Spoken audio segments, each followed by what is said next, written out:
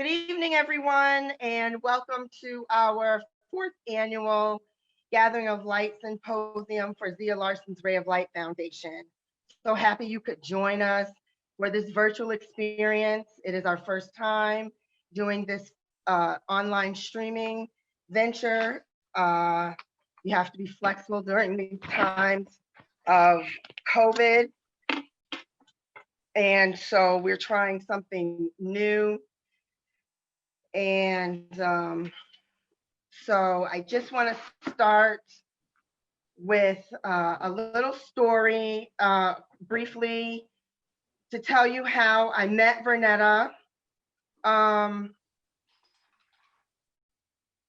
It was in St. Thomas where she lived. I was there visiting my mom. I met her sporadically, and she invited us to a carnival on St. John. And it was a very spiritual encounter because she immediately started telling me about her son, Zia. And at that moment, I knew we had a connection. And she told me about his struggles and his suicide. And I, in turn, opened up dialogue and shared my struggles with major depressive disorder.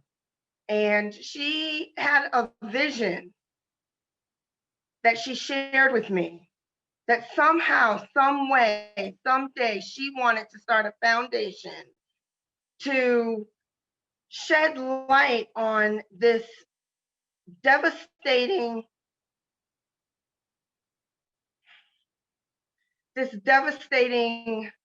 problem that we have in the nation, where people keep silent about an illness that is just as serious as physical disease like cancer and diabetes.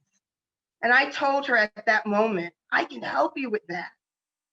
And I knew that I could because my passion was in my testimony, and my professional experience gave me the opportunity to really help her. And so here we are 4 years later.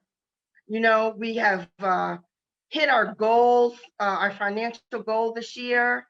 We have really exceeded what we've planned on doing beyond our wildest dreams. And we're just so grateful that you could join us this evening. And with our expert panelists, we're going to talk about mental illness. We're going to expose some things. We're going to get to the exact nature of the problem. And hopefully we can help just one person this evening, which is our mission of the foundation. So we do have a panelist of experts, and I'd like to introduce them at this time, if that's okay. I'd like to start with our moderator, which is Dr. Algernon Baker. He is a psychotherapist in the Philadelphia area. Algernon, Dr. Baker, how are you? Welcome. Thank you for accepting our invitation to moderate this panel discussion.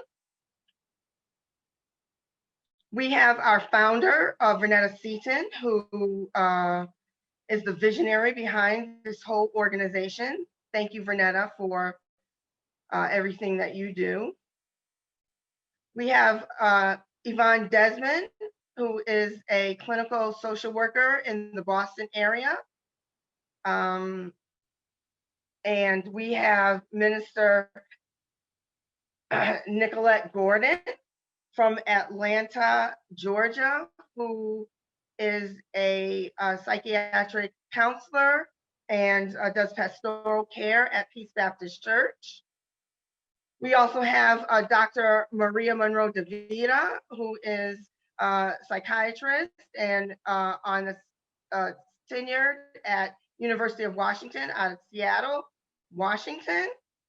And we also have Mr. Erwin Chappelle, who is the president and co-founder of 100 Black Men of Seattle, Inc., and also is a tenured senior officer with the Fire Department of Seattle, Washington. And we'd like to thank you all for joining us this evening to share your experience, strength, and hope regarding this very, very delicate situation in our society today, a very silent topic that we are going to expose this evening. So thank you and welcome. Algernon, Dr. Baker, I'd like to turn it over to you at this time. Well, good evening, everyone. Good afternoon if you're on the West Coast.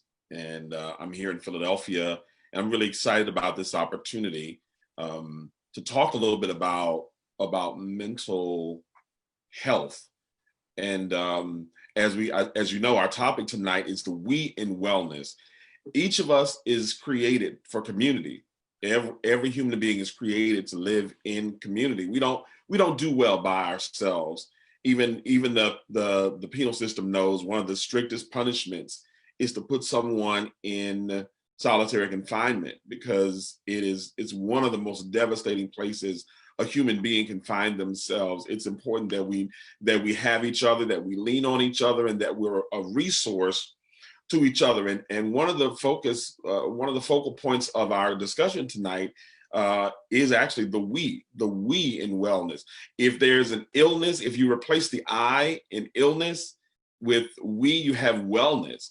And that's sort of our emphasis. And so I just want to say one more time, thank you to all of the illustrious panelists that are with us tonight. And hopefully, as we're going through, you'll hear some information. If you're a person at home and you're watching, and you're living with somebody that has mental illness, or maybe you yourself have a mental illness or some sort of condition that's affecting your well-being, I hope you'll listen closely tonight. This Facebook Live is for you. So stay with us. We're going to be about an hour. We're going to take some questions toward the end. And if you have questions, please, if you're watching, put them in the comments on Facebook Live, and we'll make sure that we do our best to try to get to them.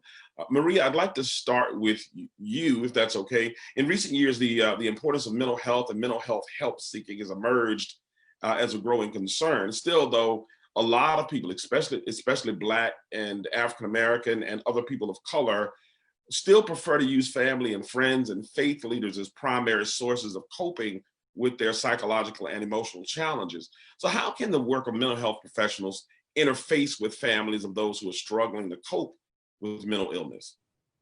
That's a great question. I think that's exactly some of the work that we are trying to do in collaboration with Vernetta and Vodney and the Zia Larson Foundation is really engaging our communities of color and recognizing that there's a lot of stigma around mental illness, mental health issues that people experience. And so it often does prevent people to seek the help that they need.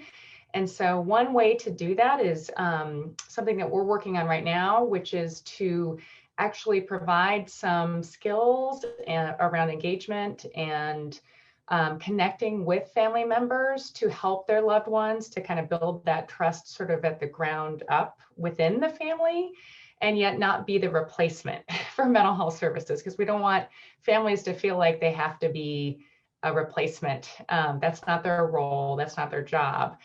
So there's a particular program that we're working on that will build some of these skills kind of within the family. It's called Psychosis Reach. And we actually have a free training coming up in October 15th and 16th. It's available to anybody watching. You can register. We'll make sure it's on actually the Zia Larson website, on the Facebook page, I believe. We'll make sure everything's on there, but it's from 8:30 to 12:30 Pacific time on October 15th and 16th. And again, we would be kind of helping these families to learn some of these skills. And then, eventually the goal is to get them connected to the services that they need, with families being a big part of that equation. I think that's great, because most of us who may have someone in our family that's dealing with mental illness, we aren't mental health practitioners, right? So folks that are listening, they can be a part of this training. You said it's October the 15th and 16th? That's right. Yep. 8:30 to 12:30 Pacific time. So we did it kind of, ending early enough so that people on the East Coast could also enjoy their evening. And then we're going to be doing more in May. So we'll, let you all know about that. But this would be the first opportunity to get some of those skills on board. That's And great. free. So I read some of your work and what you're doing out there as a professional. I think it's amazing because so many times we have people in our families that are struggling and we don't often know how to help. I've got a son, I've got a brother, I've got a dad or a husband or a mom. Somebody in the family something's not quite right and we're not really sure exactly what to do. I heard you use the word psychosis. Is there a difference between sort of a general mental illness, maybe like depression, anxiety, and psychosis? That's not a word we're accustomed to hearing very much. Could you elaborate on what that means? Sure. And it's not that, other kind of symptoms like depression or anxiety couldn't also be a part of the picture. But when somebody experiences psychosis, typically we think of, the diagnostically something like schizophrenia or schizophrenia spectrum disorder, schizoaffective disorder. But also when people experience major depression or bipolar disorder, they may also experience some psychosis with that. And what that means is there's kind of an alteration of their reality. People can describe it as like living in a dream, this alternate reality whereby they may experience hallucinations, where they may hear things that aren't there.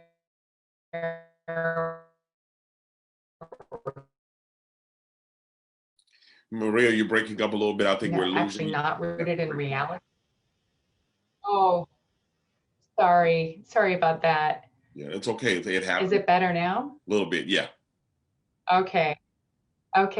Yeah. So they may be experiencing something like delusions where their beliefs are kind of not rooted in reality, may feel paranoid about, situations that are not necessarily rooted in reality, those kinds of things. So there are often some cognitive or thinking issues that kind of go with that, some confusion and that. So that's kind of the constellation of symptoms we're talking about when we think about psychosis. Can you hear me okay now? Yeah, that's great. Thanks so much. Great. Yeah, Nicolette, can I jump to you? Could you talk a little bit about what some signs might be to look for a person that maybe has someone in their family, they're behaving abnormally and they're not sure exactly what might be happening. In your experience, what are some of the things that a person might see in a loved one that could give them cause for alarm? What might be some signs that there's mental illness going on? I think one of the things to recognize is to know your family members in a way, to know when something is off. Look at their behavior, look at their patterns to see, okay, what has changed in them? And as Maria was talking about earlier, this idea of the importance of family. Family can be such a source to what's going on. So when they see things that are different and when they're having those intimate or relaxed family conversations and they start sharing things like, I've been having palpitations, I've just been sweating, all of a sudden I can't sleep, insomnia, all those things, I can't eat much anymore. I haven't eaten in 2 days and I feel like nothing is wrong, and those are things that are abnormal. And if you hear your family and your friends start talking about or sharing things that are different from their regular patterns of behavior, especially during a time as COVID, where, we are dealing with so much on a daily basis that guess what? We're starting to get stressed out. I have friends that come to me, oh my God, I'm stressed out. I got to deal with school, still work a full time, dealing with family.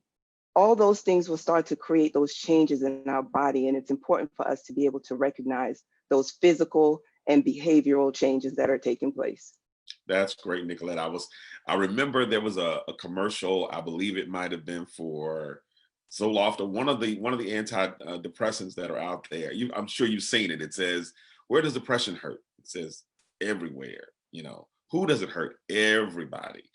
Because it's so comprehensive, and you're right, there are somatic effects of depression. So depression can actually show up in your body. It can show up, with stomach ache, with, as you mentioned, heart palpitations. It can show up in your sex drive. It can show up in appetite if you're eating too much or eating too little, sleeping too much, sleeping too little. And as you pointed out very well, that knowing your family member and seeing odd behavior, seeing things that just aren't quite, their normal pattern is, it could be cause for alarm. What might people do?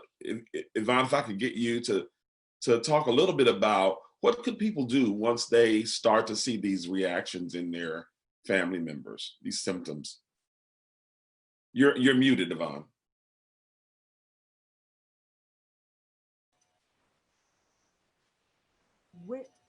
Can you hear me? Yes, we can. When that happens, I think the family needs to get together and ask the person, are they feeling okay? That person, oh, I'm fine. And this happens a lot. No, I'm fine. I'm okay. You need to begin, if you're close to that person, really close, you need to begin to write down little things that you're seeing that have changed. And then you need to have a conversation and say, I think you're not feeling well. I'd like for you to set up an appointment with your doctor. This is unless it's an acute situation. Set up an appointment with your doctor. I'll go with you. I think you have some things you need to talk about. Something's going on, and you're not going to be able to get through this by yourself. If, in fact, that person has an acute episode, you need to call your local, here it's called the BEST team, to have someone come out and evaluate that person, or either you need to go to the hospital, the emergency floor, and explain what's going on with this person so that that person can be seen. Usually what will happen is a psychiatrist will see the person, set them up for an appointment, but won't do an awful lot. So you need to ask questions. The person needs to ask the doctors questions, because we've seen what happened recently when a family member seemed okay and then wasn't okay and wound up dying on the street. And we're much more aware of this. We're much more afraid of this. We need to be able to say, we need to get a circle around this person. We need to make sure they get the help they need now. We can't afford to wait. Habitually, for Black people, when the family was all together, grandma was upstairs or around the corner or in the same house, people always looked out and they were much more honest about it. And they would say, Johnny's having some problems. I'm going to keep my eye on him. I'm going to have him do this or that with me. But the family would step in. We can't do that anymore. So we have to get professional help, and we need to get it fast. Absolutely, and you're totally right. As I mentioned as we started, we as Black people, we are and African Americans, we are really. I say that because not all African Americans are not all Black people are from America. So that's the distinction I'm making, in case you're wondering. But many of us in communities of color have there's a cultural mistrust of mental health practitioners, of mental health help seeking. And so how, in your work, Nicolette, how do you sort of try to navigate the presence of stigma? And, as Yvonne mentioned, getting the family together, it's likely that person may say, I'm not crazy. And that's the language that they'll use. There's nothing wrong with me. I'm fine. You think I'm crazy. I don't need And these are the things we hear from family members, right? As a pastor, I remember people coming for prayer saying, the doctors say that my son is bipolar, but the devil is a lie. And there's nothing wrong. He's not crazy. And they're trying to give him medication. How do we fight that? I think you hit on a few key points. And I think the basis of it is education. So many people still, as Vodney started out saying, they don't look at mental health just like they look at their physical health. And when we look at it, it's a holistic sense of health. And we have to get that word, oh, you're just crazy. The other thing is that understanding what the profession is about. Most people don't understand what it's about. They think that, they're going to come and sit on a sofa and you're just going to tell them what to do. And I've had people come in and sit in my office. Oh, I need you to no, we're not here for me to tell you what to do. Let's talk about the issues. Let's process through that. Let's talk about what is the root cause of what is going on. But we definitely have to start with a place of education, letting people know that, guess what? This is a part of your overall health. And I think, you know, in the midst of the COVID-19 pandemic, I think people are starting to realize the importance of mental wellness, the importance of just being able to go through a day, you know, so much stress going on right now, right? And people are experiencing things that they've never experienced before.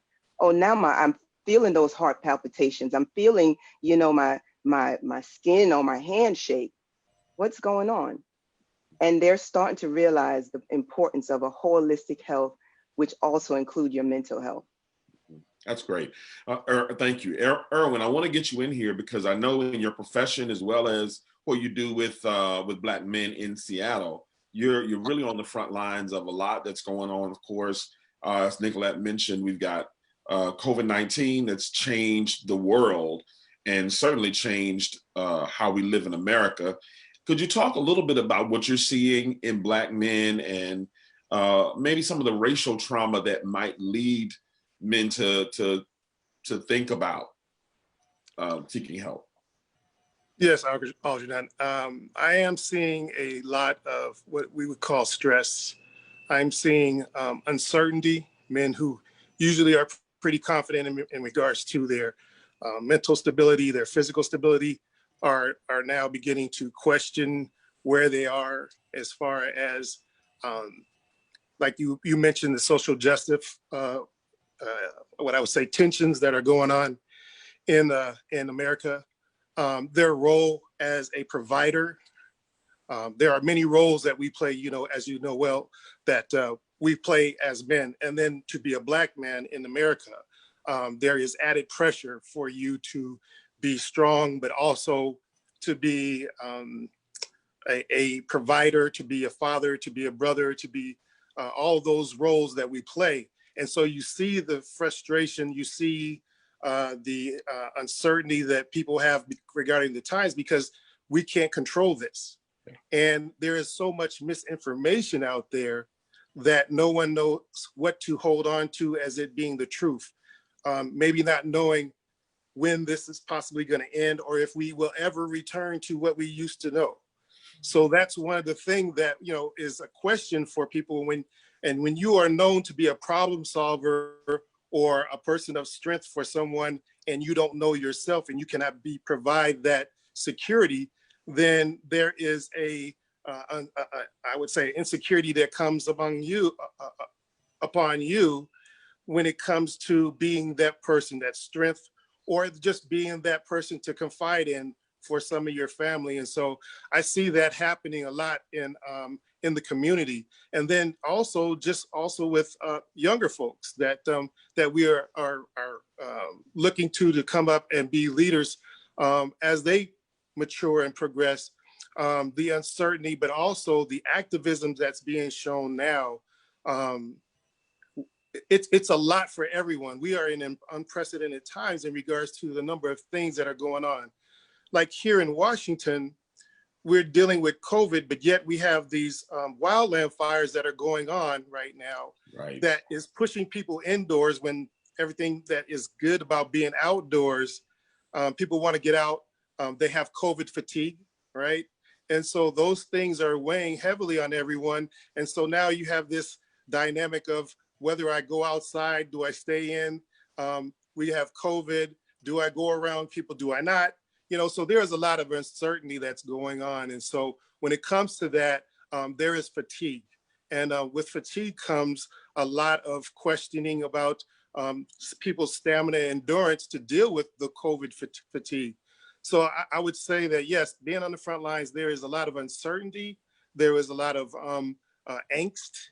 And so all of these lead to a depression, you know? So that's what I'm seeing. And people don't have all the answers, and they're looking for answers in a lot of different places.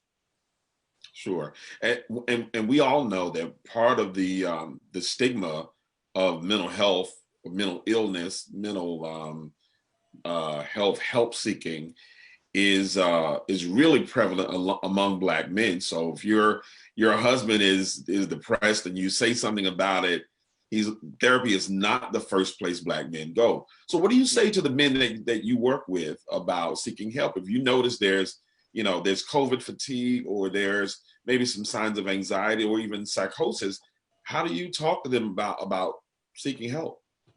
I speak to them much as I do when it comes to physical ailments. When we talk about, like, I would say high blood pressure, diabetes, things about recognizing stroke, I speak to them in the same way. We have got to do a better job of managing our health so that we can stay around and be there for our families. And you're right, there is a stigma, and that stigma is it's built around what I would say a false narrative that we gave ourselves a while back in regards to what it means to be a man. And so when I speak to them, I talk to them about what strength really is, and humility, and the things of being there and present for the people that you care about and that you love.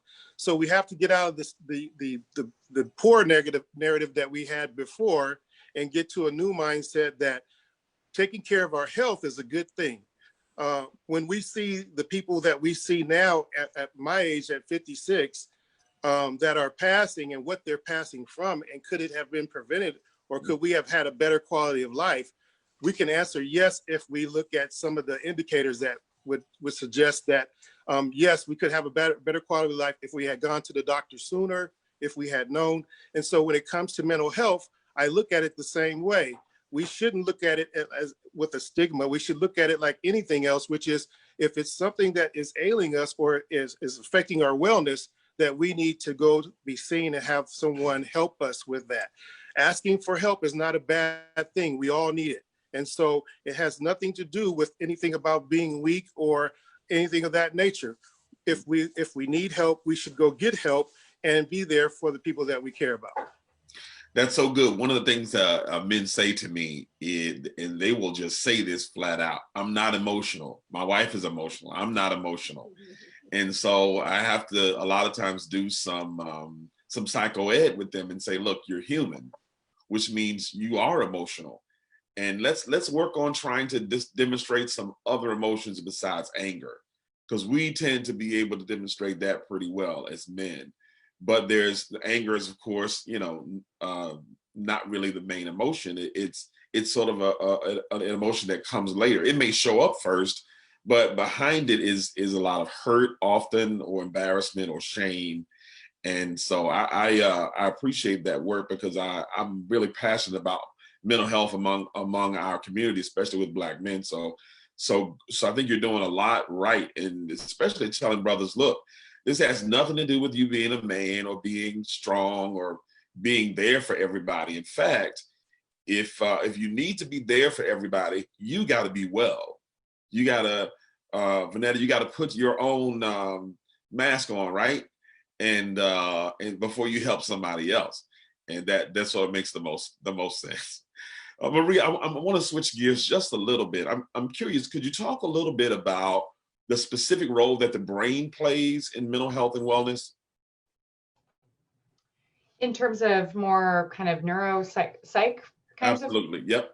Yeah, well, it's interesting. I think the National Alliance on Mental Illness many years ago kind of focused on the decade of the brain, and really kind of pushed this sort of idea of, which is very true. It's not that it's wrong, but this idea that it's a brain disorder.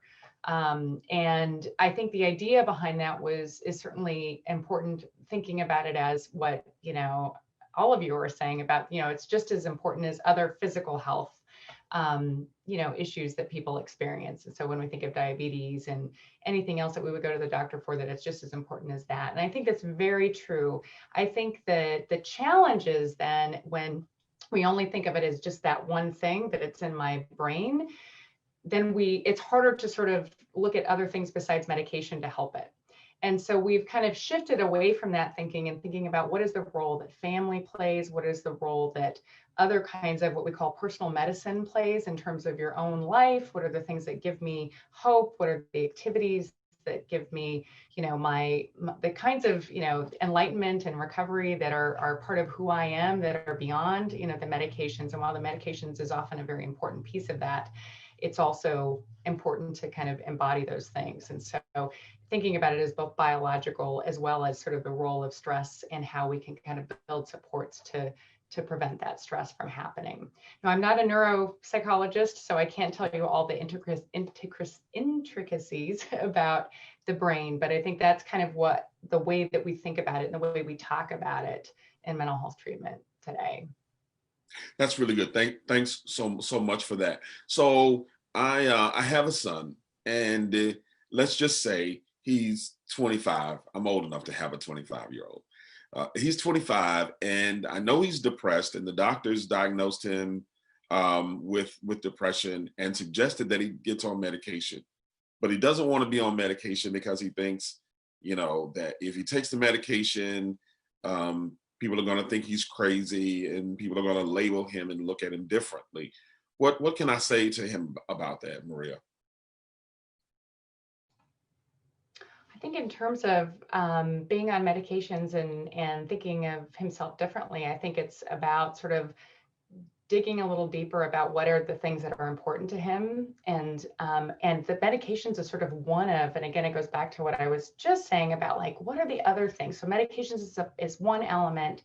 And if we can kind of lock into that and lock into these other things, and then how is it what he's feeling right now? How does not taking medications or doing any of those other things preventing him from doing what he really wants in his life, and sort of connecting the dots between what his goals are and how these other things, including medications, can help him to get there. And I think it's also, there's a lot of normalization that people talk about in terms of like famous people that have experienced mental illness. I think there's been a lot of push around that and across the US to sort of normalize and understand. It's been a really valuable part, I think, of people kind of coming out and sharing their experience. There's also a lot of great information out there, TED Talks, and people really sharing what their vision and their journey has been with the mental illness. And again, I think is really, really helpful. And the more that we can connect people like your son to kind of real people out there that look and feel and experience many of the things that he does, I think the better, because then it resonates more for people to kind of see people like themselves sort of sharing those stories. Yeah, that's great. Yvonne, could you talk a little bit about a person that's living with someone who's living with mental illness in terms of their own need for self-care, how they might notice, the things they need to watch out for as a caregiver? You're Yvonne, you're muted.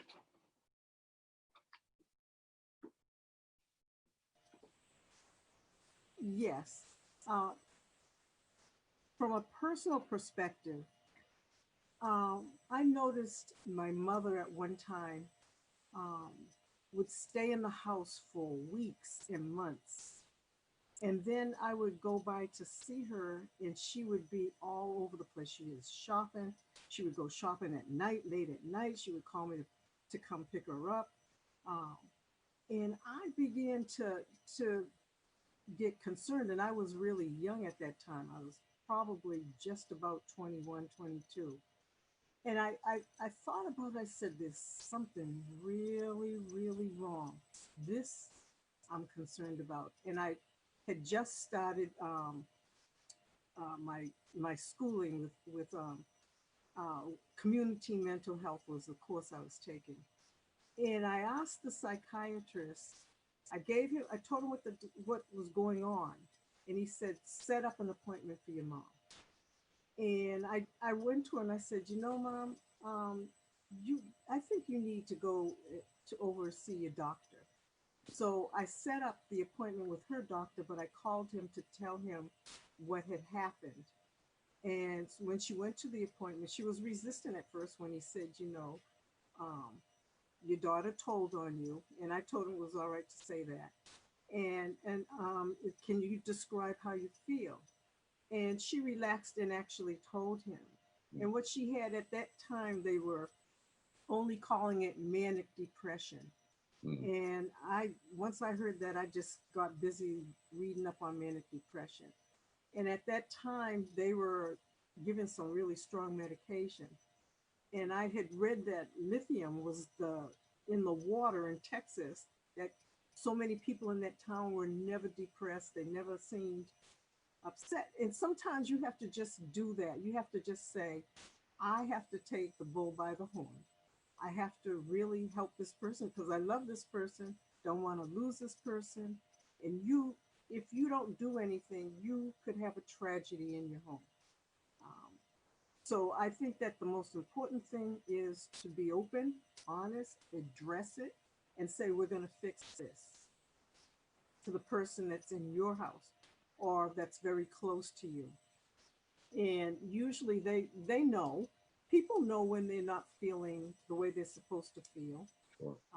They stop going to church. They stop, even their hygiene gets bad. It's you have to do something at that point right away. And again, my introduction was before we really got into modern mental health services, especially for people in Black communities, because we always thought somebody was going to give us something that we didn't want, and nobody wanted to be crazy. So we have to just say, this is an illness. You take medication for your high blood pressure. And if you take the medication for this, it will help that too. Yeah, that's really a great point there. I often tell people, if you would take chemo for cancer, if you would take insulin for diabetes, uh, then taking medication for a mental illness is very much the same. It's a way of feeling better. And I've been actually shocked. Of course, I try to go through all the holistic methods, but for some people, the medication is really needed. And I love when people come back, they're hesitant, but then they come back and they'll say, Doc, I feel so much. I didn't even know I could feel this good. And it's just sort of a testament to being able to appreciate all of the holistic ways that are out there to help. Nicolette, could you talk a little bit more about that self-care that's needed for the caretaker? It's easy sort of to lose yourself in caring for another person. And we know that my mother actually had a few heart attacks. She didn't even know it until after my father died. She was caring for my father who had been sick. Mhm. And several months later, she had a major heart issue. The doctors who went in for surgery saw the scar tissue from the other heart attacks that she had and didn't even know she had them. But I'm certain that she wasn't really caring for herself. She was busy, taking care of my father. And so what would you say to people that are caring for someone with mental illness about their own self-care? You got to put your mask on first. Isn't that what we're talking about? You got to put your mask on first. But outside of that, I took care of my sister for 5 years. She did not have mental illness, but she was sick with cancer. So as it relates to the importance of just being able to say, you know what, it's time to stop and take care of myself. And there were times when, yeah, you just go, and you forget that, guess what? You yourself need to re-energize. And, there were times when my sister was like, stop, okay, go do something. And sometime again, we're talking about the we. We need other people. We need our family members to tell us, to connect with us and to say, okay, let's figure out a plan so that you can take a break, so that you can re-energize. It's so important for us to take care of ourselves. I did a presentation with one of my colleagues recently for Peace Baptist Church, talking about the many ways that we can take care of ourselves. Oftentimes we look at self-care as the physical, making sure that you go exercise and, you eat well, you go to your medical appointments. But think about it in other ways as well. Are you taking care of yourself spiritually? Whatever that may mean to you. Are you taking care of yourself relationally? Are you getting with family and friends that you can, feel energized, that family member that's going to make you laugh? Are you re-energizing yourself and taking care of yourself psychologically? Are you doing those, mindless things, coloring, whatever it is that you find that gives you joy? and we have to look at self-care again from a holistic perspective. It's not just about that physical part, but your whole entire being. Absolutely. I tell clients, if you're this is before COVID, I'm not sure how many of us are getting massages right now, but to go get a massage if that's your thing. Get your nails done, get your toes done, get your hair done, look good, do some things for yourself, because many times it can be difficult living with someone who may have a major depressive disorder or may be dealing with psychosis, because there's fear. A caretaker is may be afraid to go to sleep at night in terms of what may happen, because they have a loved one in the home who is maybe out of touch with reality at certain times, and that can be frightening. So really making sure that you are taking care of yourself and prioritizing you while you support a family member with mental illness. To add, Dr. Baker, there was a time when my sister, she lost all her mental status during the course of her treatment. And that was a place where it was the scariest, because, I've never seen her at that place. But again, it goes back to this piece on I think Yvonne mentioned, in terms of education and just knowing what to do. And in that time, I guess, from a professional standpoint, I knew the question to ask to check her mental status. And I think psychoeducation of our family and friends is also important. And we're not talking about, trying to give them a degree, but just to learn some of the basic things that you can do or ask to check on a family member. Absolutely. I think that really is a great point. Maria, I saw you nodding your head. Could you weigh in? Dr. Baker, I just love that you said, this was pre-COVID when I said, when I would tell people go and get your massage. And I just wanted to say something briefly about that, which is that is exactly, I think, what many loved ones are experiencing right now is, now what? I used to have my go-tos that were my kind of how to, do self-care, and, everything from spiritual to physical to, all sorts of things, right? And we've many of these things have been sort of more limited, and it's been amazing to kind of see how creative people have been getting. And I think that is also where the social connections to other people who are going through the same thing, where if there's a family support group or something like that, where they can kind of compare notes on what are you doing now. There's lots of new apps that have come out that, while we don't love always being tied to our phones, we are even more so now, but there's a lot more that has been developed to adapt during this time that I think, it would be helpful to have more avenues to talk with one another and compare notes on what those things are. So just a point about that we can still do self-care even during COVID. We just might have to get a little more creative. Yeah, absolutely. There's a question here from Jennifer. She's saying, my mother is becoming involved in a lot of conspiracy theory madness as far as I'm concerned, and it's hurting our relationship. What can I do? Is that to me potentially? To all of us? Yeah. Well, maybe I can first start with, I think it's important for family members not to be scared to ask questions, because that is also part of building the relationship. And by asking questions about what your mom's experience is,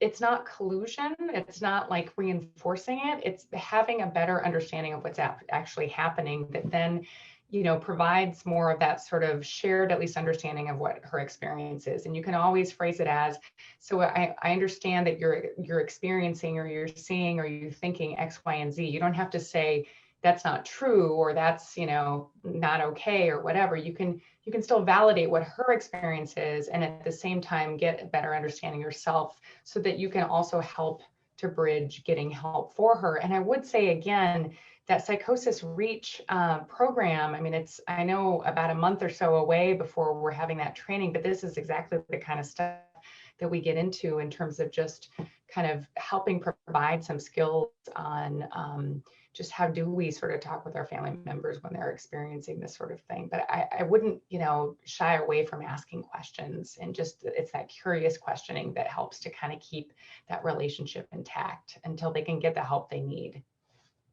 And I think also, just to add to Dr. Marie, you know, taking into consideration those things that you can control and can't control. So, to add to that, it's like, okay, don't add to your life, but again, just to be able to validate the experiences of her mom and stick within what you can control and what you cannot control. Absolutely. Yvonne, I'd like you to weigh in also on that. What can we do if we've got Jennifer's looking for help with her mom. She doesn't want to fight with her mom and say, "Mom, you're not, that's not right, and you're wrong about that." What can she do? You're muted.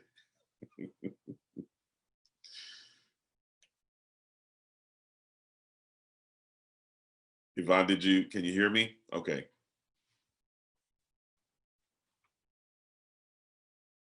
Okay. All right. So there are questions. If you have questions, you're watching, you can put your questions in the comments, and we'll get right to them. So is the Psychosis Reach training virtual, or is it in Washington, or for Washington residents only? So it is virtual, and it's free. Right now, the kind of main sort of priority is recruitment within Washington State. But if there's room, I say just register, because if we don't run out of room, then we can absorb as many people as register.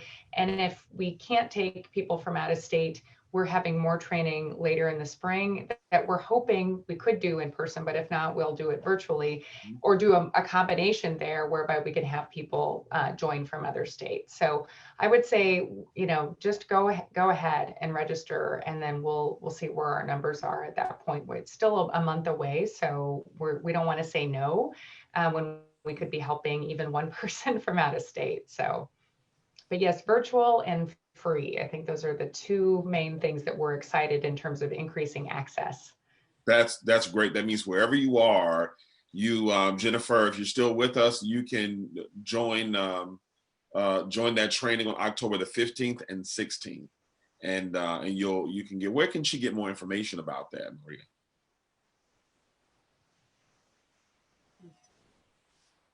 Is there a website that you can go? Yes, and yes, and Can I weigh in? I think is my internet going a little slow here? It may be. It's on the Vodney, it's on the Zia Larson website, correct? I wanted to weigh in on that. You could go to Zia Larson's website. It's ziasrayoflight.org, and you can find the flyer and the link to Psychosis Reach registration page.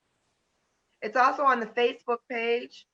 Great. And there'll be a link that will take you directly to Psychosis Reach registration page. That's great. Thanks so much for that information. So you can go, if you're interested in finding out more information, please check out the Zia Larson's Ray of Light Foundation website or Facebook page, and you can get more information about that. So we do have another question, and this is for whoever would like to jump in and weigh in on this. How do you deal, Michael is asking, how do you deal with the loss of a loved one who had mental illness and the guilt that you can feel as a result? The first question that comes to mind is, where's the source of guilt stemming from as it relates to that? Because it may be that narrative that you've written for yourself that may be an incorrect or skewed narrative. So, I mean, consider where that is sourced from. And again, having dialogue with a professional will help you to process through that. Yes, so many questions can be answered in therapy. I'm obviously a huge fan. So you're absolutely right, Michael. Just a few sessions with a therapist could really help you to figure out, as Nicolette said, who's saying this? Is this an internal narrative that you have? Was there something I could have done to prevent it? Did I, give my loved one all the care that they needed? And so I can imagine that the guilt would weigh on you, and that would hurt. So we've got a few more minutes, and if you have more questions, feel free to write them in and ask our panelists, and they'll be able to help you. Yvonne, are you still with us? Can you hear me? Yes, I can. Yeah. Could you, from your experience with maybe or as a professional, what kinds of things do caretakers need to be looking for in terms of taking care of themselves? Realizing that they don't have that battery that pink bunny has. We have to understand that we have a life, we have families, and we can become overwhelmed with our clients. We can become overwhelmed with our families. The one thing that I've seen recently is that has kind of slowed us down was this COVID-19, because people aren't saying, oh, I got to be this place or that place. You can just sit home and click your computer and go there, but you cannot be. Burnout is the worst thing in the world, because then you don't even like what you're doing. Um, Take care of yourself. If you pray, if you go to church, if you go get the biggest ice cream sundae that you not had because you lost 18 pounds, go get it, have it. But whatever you do, self-care is so important. Sometimes it's not getting your nails done or going in and getting a facial or any of that. It's just sitting down and appreciating the place where you live that you never get to see because you're always on the go. There's so many things, but caretakers will burn out and die before their loved one or their client dies if they're not careful. And I've seen this happen so many times where the caretaker gets so sick and forgets to take care of himself or herself, they're gone, and the person that they were caring about is left in limbo and is still there. Yeah. So we have to be really, really careful about how much we take of ourselves and put it in someone else, because we're not really helping when we do that. It's true. We begin to say, poor me, or I have to do this. This is my duty. And this is where the guilt comes in later when someone does pass away. Did I give them all that I could give them? And we have to stop thinking like that. We have to really think of ourselves as another being, and how much can we do, and how much can we get someone else to do for us. I'm so glad I came back to you, because I think you're right. We have this idea that we can keep going and going and going and going, and at some point your body is going to tell you to stop or tell you to slow down. And so I appreciate your wisdom. We've got a question from Trish, and she's asking: there are so many homeless folks who've been recently released from prisons, and they're on the streets of Seattle. Sometimes it's hard to make eye contact or to acknowledge them. So how is it that what can we do in terms of seeing mentally ill people on the streets and being concerned that that there's an issue there?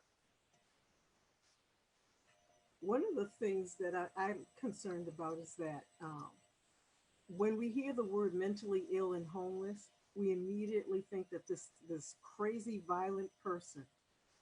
Whereas if you look at somebody and you're willing to listen for a minute, you can hear a gentle person, an educated person, who's just has that, what I call organic disability, and just down on their luck or their blessings or whatever. And I think that we need to have drop-in centers, really structured drop-in centers where people can come and just sit down if they want to, or read a book, or take a shower, or anything, but not come for therapy necessarily then.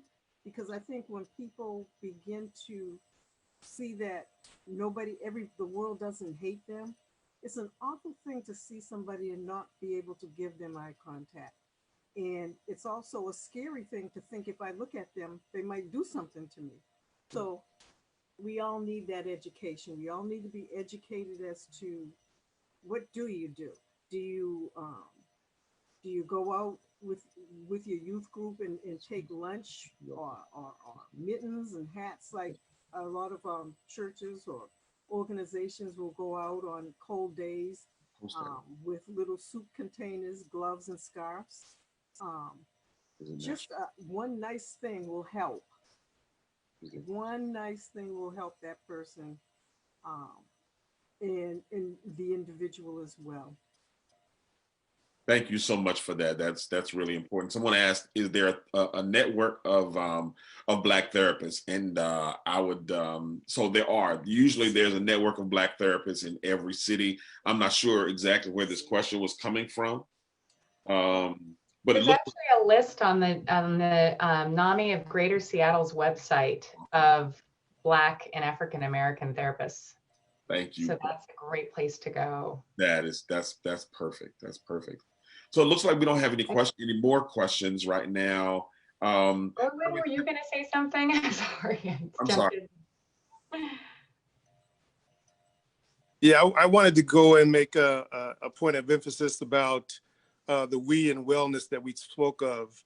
And when we talk about we talk about families and loved ones and friends who we have a term in the fire department where we talk about last known well.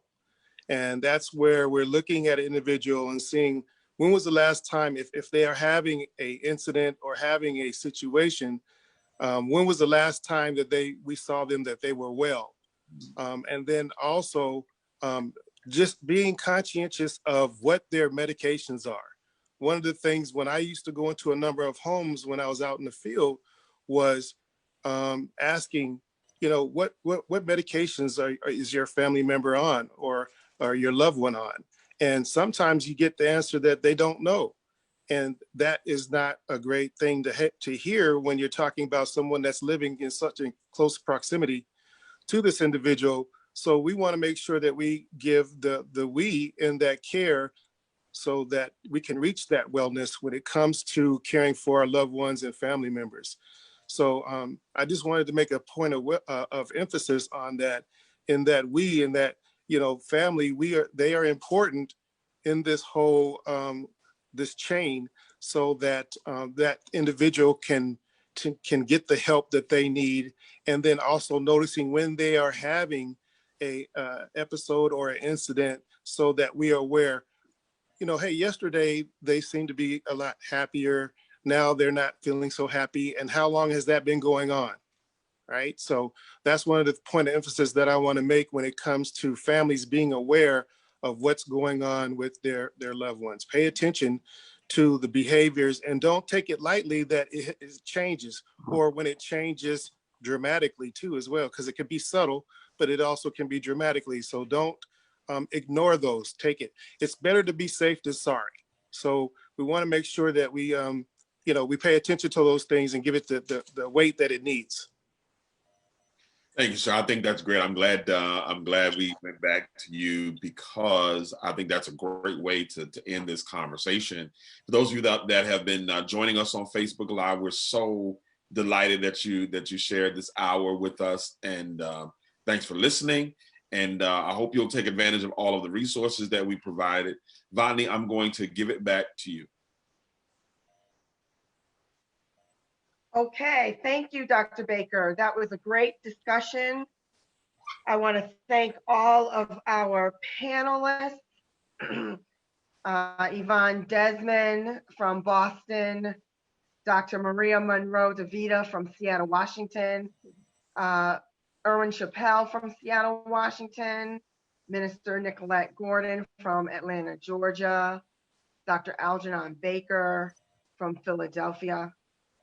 And we have Ms. Vernetta Seaton, our founder and visionary of Zia Larson Ray of Light Foundation.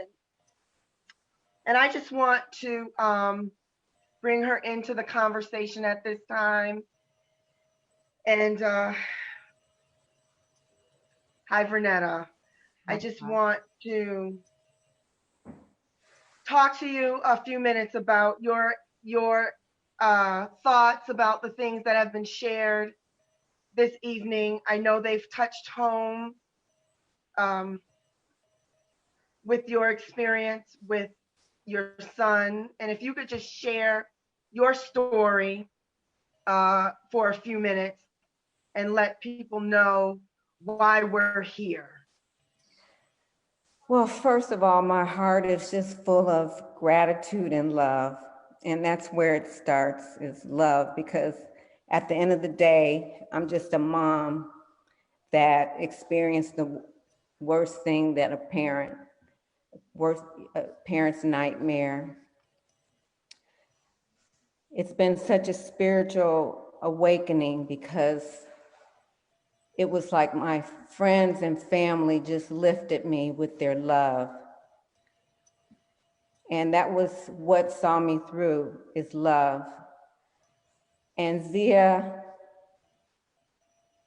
I was just a mess with losing Zia. I never stopped talking about Zia. It was like Zia's my baby, and I saw this disease taking over him. And I had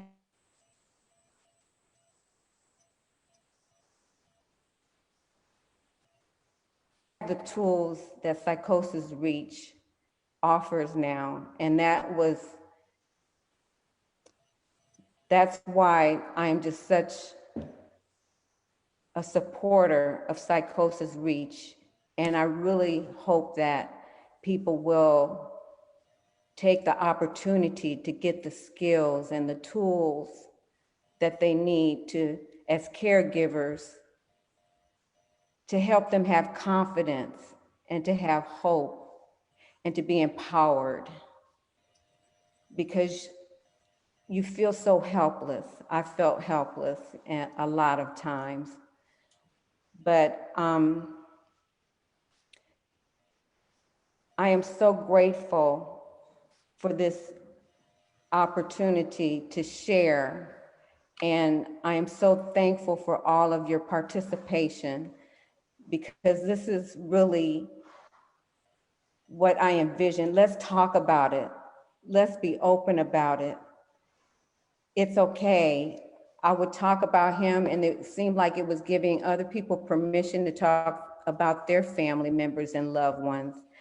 And sometimes it was as if there was shame associated with it. It was like, well, you know, I've never told anybody this. And it was like, well, why not? It's like, there's nothing to be ashamed about, you know? And through that, these conversations, that gave me the idea of, I need to share this. I'm not a public person. I'm just a mom. But I felt like if I could share my story, if that will help, and that will help people know that they're not alone, because that's what I found out, that I'm not alone, that there were so many people that were going through the same thing that I had gone through. And that's what it's all about, us sharing and caring. And I think through Psychosis Reach, we'll develop that network in our communities, and we can have such a mental health awareness community. And I just am so grateful that all of you out there that are listening are joining this movement to get rid of stigma, to get rid of shame. And let's build a stigma-free culture when it comes to mental illness. Thank you so much, all of you. It just means the world to me. Thank you And thank you, Zia, for letting me be your mom. thank you, Vernetta. I really appreciate you bringing me into your organization and allowing me to partner with you on this movement. I really appreciate that, and trusting Oh, me. you're like my sister. Thank you. It's been a real blessing, Botany. Thank you. I also would like to thank some of our partners. We work with University of Washington with the Psychosis Reach program. We've also partnered with NAMI Seattle and 100 Black Men of Seattle, Inc. We work with in collaboration to bring awareness with mental illness. I'd like to thank Baker Development Strategies, which is our consulting firm, which helps us with our fundraising platform, and So thankful to just Chaley. thankful to Chaley Baker.